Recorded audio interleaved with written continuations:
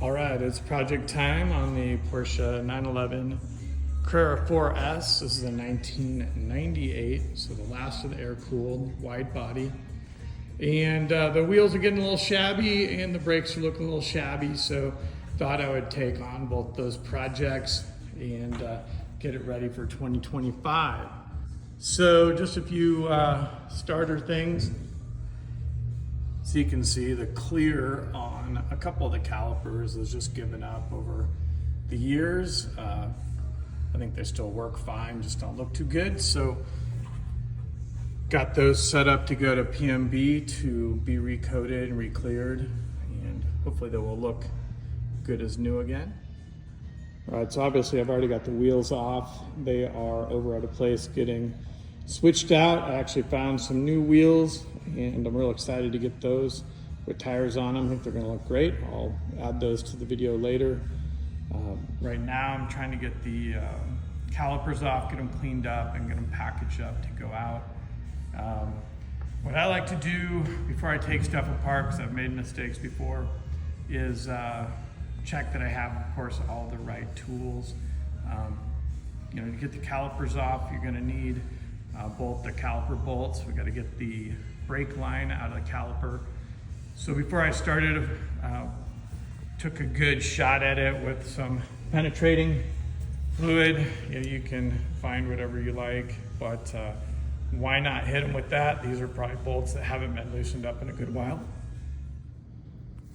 If you haven't done brake stuff before, there's some other videos around, but make sure you wear some gloves. Brake fluid is pretty nasty stuff. You definitely don't want to get it on your car and your clothes. Also, you're going to need, I believe, a 10mm hex to get the bolts out of the caliper, and then an 11mm wrench to get the brake line off. And you're going to want to be careful that you do not strip your brake line, so make sure you get a good box head wrench like this. Actually, I've heard these called different things: box head wrench, line wrench, flare wrench, but basically you can see it covers more of the end of the brake line, so you're getting even pressure around it, and it's going to help you not strip out that important piece. Another little tip I got somewhere along the way is to have some of these little guys available to stick on top of the brake line when you take it off. And you're probably going to flush a lot of brake line fluid through the system by the time you fill up 4 calipers. But if you let it all drain out of your system, you could also end up with a lot of air in there that you really don't need. So, and then also it's going to drip all over the place. So I like trying to cap it off, or at least raising it up enough that it doesn't drain out, and then you're not pushing air through your brake line. All right, so the first thing to take off is the brake sensors. Just comes over this little clip, and then each end kind of wiggles out. Shouldn't be too hard to get out of there. And if all else fails, let's grab some needle nose pliers. Wiggle that out of there, there you go. And we'll just set that aside. Now remember guys, I'm not a professional mechanic. I'm just a guy who likes to mess around with cars. If you know a better way to do it, super happy for you, leave it in the notes, but I'm just gonna do my best here.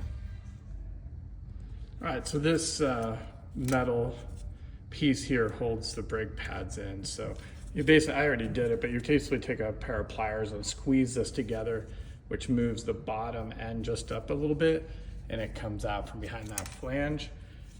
It'll rotate out of the way.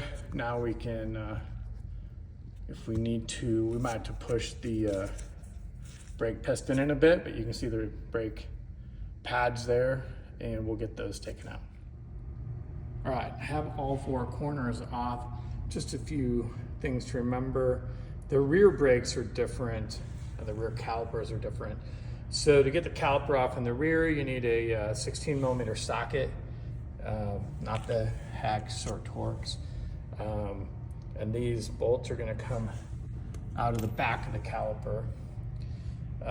Another thing that's different, and I probably did this not the correct way, but On the rears, the hard line comes into this bracket here that's fixed, and then you have a flexible brake line that goes from the hard line that connects in there to here. It's capped off on the end right now. So the problem is this won't rotate. So basically what I did was loosen up the caliper, get the brake pads and the sensor out of the way, and then finish off for taking off the caliper bolts. And then I just literally carefully held this and spun the caliper off of the line. I'm sure someone will say that's not the right way to do it, but that's how I did it. Going on, be the same thing, a bit of a hassle. Just have to carefully spin that on, tighten it up, and then put the caliper up on the bracket and put the bolts in. So there you go on the rear brakes. All right, here we go on the hollow twist wheels. I'm a little nervous about this part of the video because there's a lot of information around about the hollow spoke wheels, sometimes called the technology wheel, sometimes called the hollow turbo twist wheel.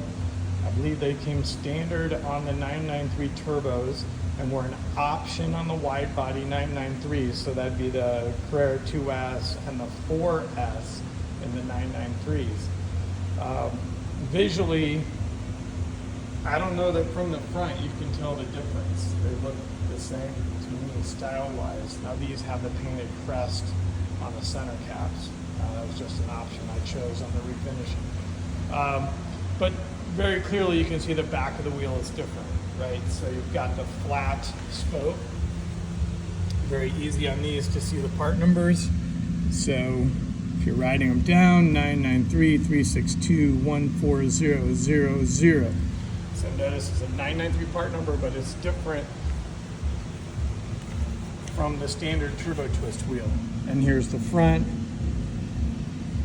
Trying to get the glare off there, 993-362. And then it's 13600. All right, so that's the hollow spoke wheels. Now a couple quick things. Make sure you get your offsets right. There are hollow spokes with a different offset. My offsets are 40 and 52, so 52 on the front, 40 on the rear. Also, just a little factoid here, why hollow spoke wheels? I don't know, they're cool, but also the hollow spoke wheel saves about 6 pounds per wheel.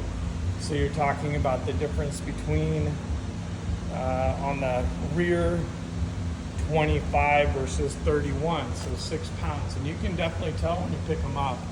On the front, you're talking the difference between around 25 and around 20, so around 5 pounds.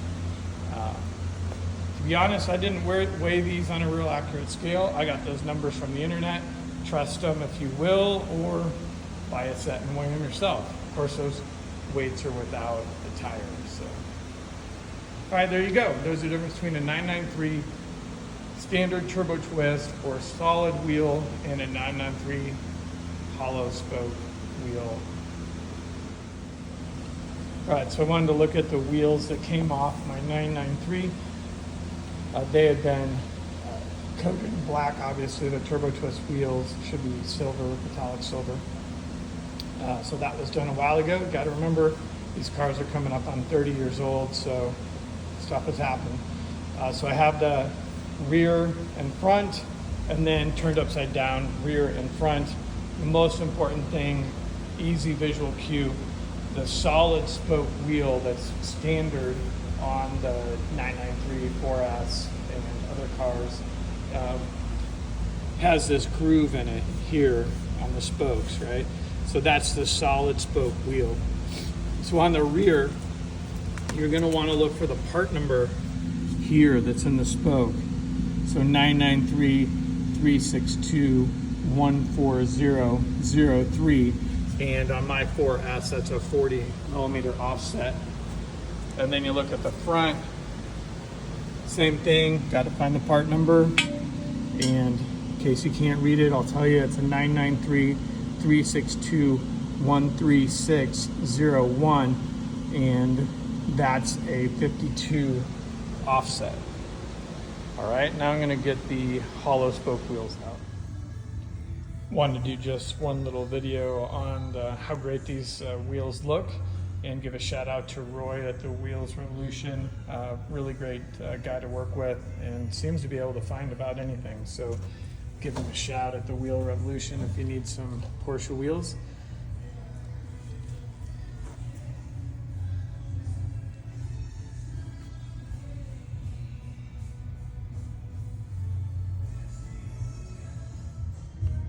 Okay, one last thought on the hollow spoke wheel to save you potentially some time.